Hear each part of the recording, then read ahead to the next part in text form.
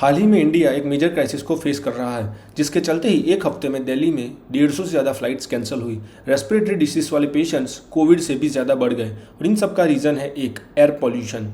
दिल्ली का air quality index दिन ब दिन बढ़ता जा रहा है। लोग ये भी कह रहे हैं कि एक दिन में दिल्ली में सांस लेना 7 सिगरेट पीने के बराबर है। अगर हमें दिल्ली का एयर पॉल्यूशन कंट्रोल में लाना है तो हमें चाइना की कैपिटल बीजिंग से सीखना होगा।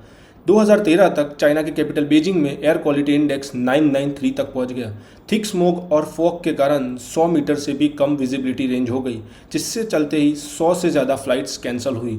रेस्पिरेटरी डिसीज वाले पेशेंट से हॉस्पिटल भर गए। पब्लिक का गुस्सा और इंटरनेशनल टॉलरेंस को देखकर चाइनीज गवर्नमेंट ने एक एक्ट लॉन्च किया, एयर पॉल्यूशन कंट्रोल एक्ट। इस एक्ट के चलते सबसे पहले इन्होंने रीज़न फाइंड किया पॉल्यूशन का, तो वो सामने निकल के आया कोल, जिसको हम डर्टीएस्ट फ्यूल भी कहते हैं। तो इन्होंने सारे कोल बेस्ड पावर प्लांट्स को कन्वर्ट कर लिया गैस फायर्ड पावर प्लांट्स में, जिसके चलते बीजिंग सबसे पहले क्लीन एंड ग्रीन प्लांट्स पर चलने वाली सिटी बन गई।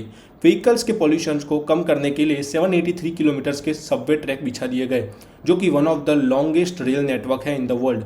12,000 पेट्रोलियम बसेस को इलेक्ट्रिक बसेस से रिप्लेस किया गया। ईवी कार्स को प्रमोट करने के लिए हैवी सब्सिडीज भी दी गई।